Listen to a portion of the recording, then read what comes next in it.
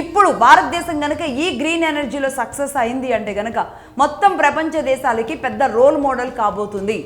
ఈ green energy ద్వారా మన ఇంపోర్ట్స్ అనేవి, మన అంచనాలు, మన వ్యాపారులు ఇప్పుడు అనేక దేశాల్లోకి వెళ్ళి ఈ గ్రీన్ ఎనర్జీని బిల్డ్ చేస్తాం వల్ల ఇప్పుడు భారత్ అనేది ఏ స్థానంలో ఉంటుందో మనం అర్థం చేసుకోవచ్చు.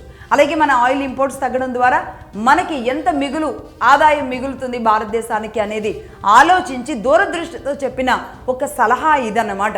అలాగే భారత్ అప్పుల్లోకి వెళ్ళిపోయింది, రూపాయి పతనం మొదలైంది, డిజాస్టర్ స్టార్ట్ అయింది అని ప్రతిరోజు కూడా కష్టపడి కథనాలు రాస్తూ ఉంటారు కొంతమంది. వాళ్ళకి పక్క దేశాల్లో ఏం జరుగుతుందో ఏమాత్రం కనబడదు.